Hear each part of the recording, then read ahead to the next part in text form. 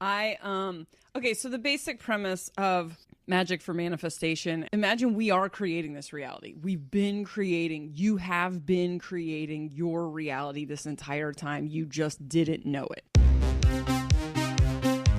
So magic is a way, so there's a macrocosmic version of yourself and a microcosmic version of yourself. And doing magic ritual or whatever is a way to, on Earth, you take something that represents what you want and you either destroy it if it's something you want to get rid of, or you cultivate it if it's something you want to grow or create. And it's just kind of this way on Earth to help yourself, like making a vision board or something like this, you know?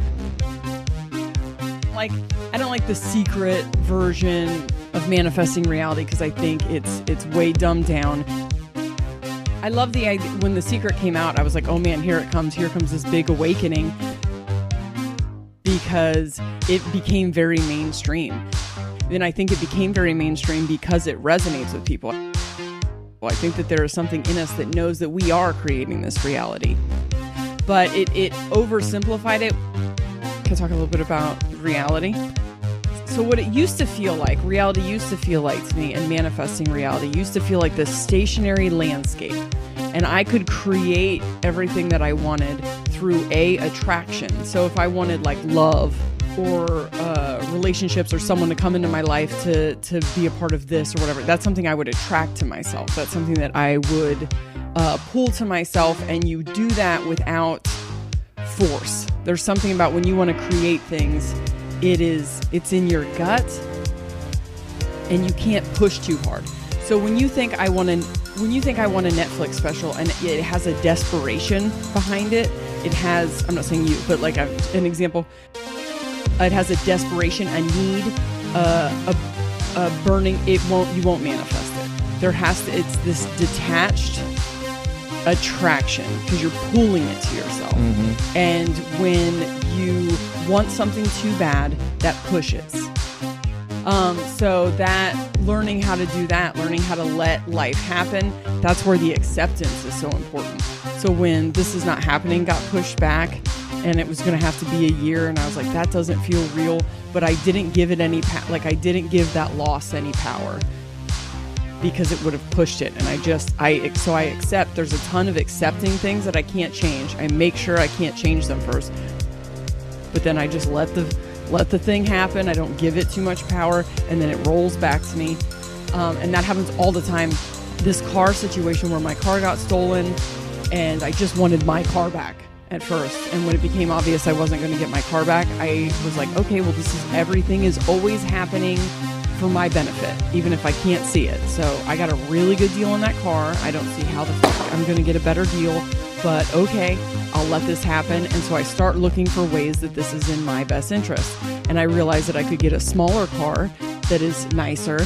I mean, that car was only 16 months old, so that was part of the reason I was upset. But that was nicer, and it would save me on gas and would be a better road car. And as soon as I started to get excited, I felt myself get the wrong kind of excited, the antsy to have it excited. And then the next day they found my stolen car. And then I was already attached to an outcome. And I felt like this entire car situation was a lesson in like succinct manifestation.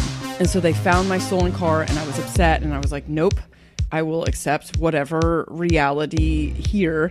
And so I forced myself to accept that I have to take the old car back, and I start looking for why that might be in my benefit. And then there's the thoughts in the back of my head that are like, this whole thing happened for no reason. This has been an inconvenience. And I'm like, nope, I do want that new car.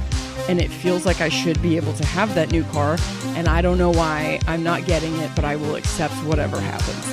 And then the week that the old car was supposed to be getting fixed, suddenly they found a million other things wrong with it that I swear when I looked at it I didn't see. But I got to get my new car. So it used to feel like a landscape, and I attracted things to myself, and I set intentions, and a lot of things like career stuff. You decide that you want something, and then you act as if it's not a choice. And that's the thing that that I feel was missed in The Secret.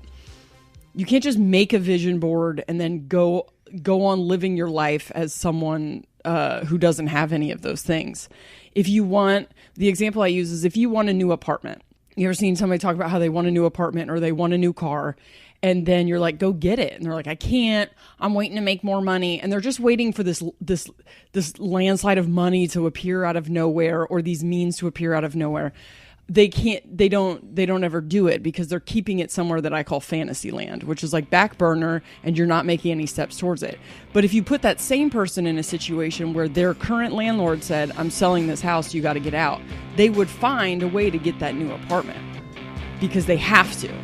And all of a sudden they would take the steps and the means would become available. Same thing with the car. If their car broke down, they would find a way to get that new car. They would take it out of Fantasyland once and put it into have to, and they would make those steps. And so the trick is, if you want something, put it in front of you and decide that there's no option other than to get it. And if I have to have this in this amount of time, what steps would I take to get it? And that path will just light up. And open up for you.